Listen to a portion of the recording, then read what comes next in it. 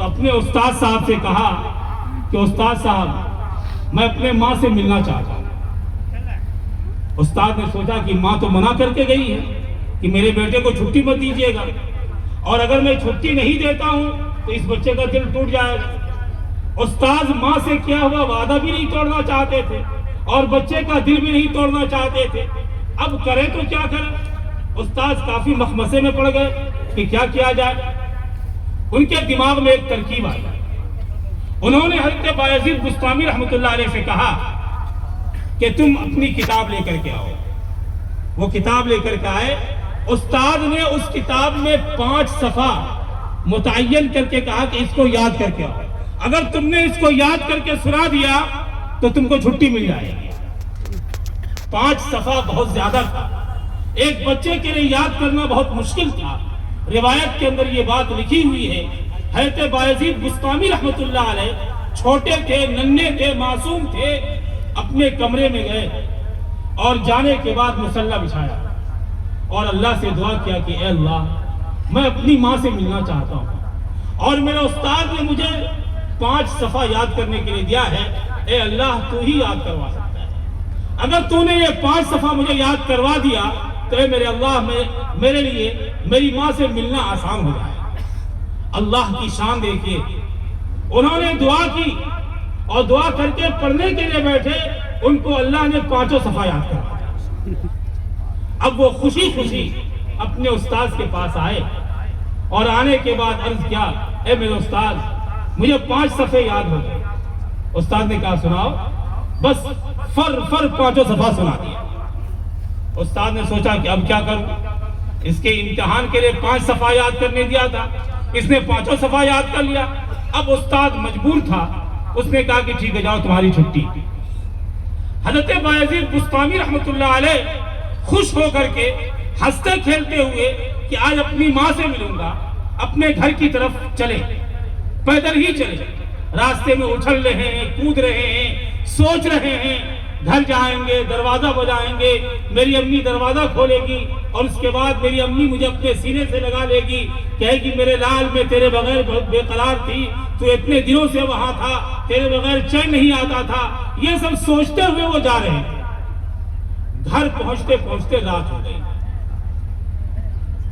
دروازے پہ پہنچے اور پہنچنے کے بعد انہوں نے کنڈی کھٹکھٹائی، اندر سے آواز آئی کون؟ فرمایا امی میں بایزید ہوں، میں بایزید آپ کا بیٹا۔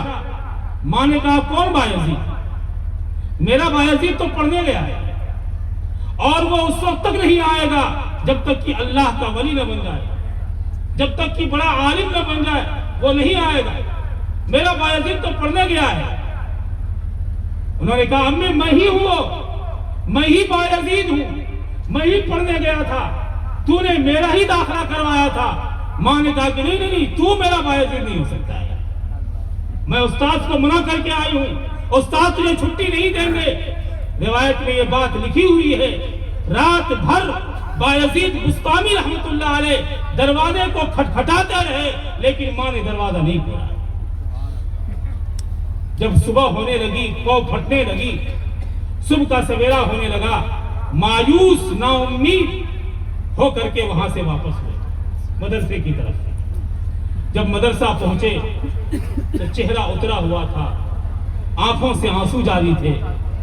استاد نے دیکھا، استاد نے پوچھا کہ بیٹا کیا ہوا؟ حضرت بایزید بسطامی رحمۃ اللہ علیہ اپنے استاد کے سینے سے لپٹ گئے، رونے لگے اور کہا کہ استاد جی میں نے رات بھر دروازہ کھٹکھٹایا لیکن میری ماں نے دروازہ نہیں کھولا۔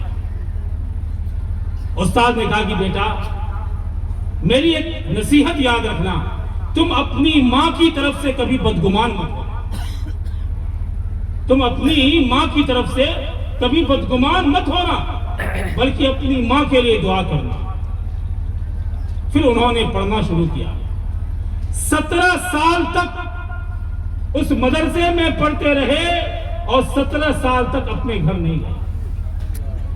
جب ان کی تعلیم مکمل ہوئی، جب ان کی تعلیم مکمل ہوئی اور وہ فارغ ہو گئے تو ان کے استاذ نے رات میں خواب دیکھا کہ آقا مدنی محمد عربی جناب محمد رسول اللہ صلی اللہ علیہ وسلم تشریف لائے ہیں اور استاد سے کہہ رہے ہیں کہ یہ ولایت کا جھنڈا ہے، میں تمہیں دیتا ہوں، یہ تم میرے محبوب بایزید بسطامی کے حوالے کر دو۔ اللہ نے اسے ولایت کاملہ عطا فرمائی۔ میرے بھائیوں، میرے دوستوں، میرے بزرگوں، اگر اپنے بچوں کو اچھا بچہ بنانا چاہتے ہیں، نیک بنانا چاہتے ہیں، فرما بردار بنانا چاہتے ہیں، دیندار بنانا چاہتے ہیں،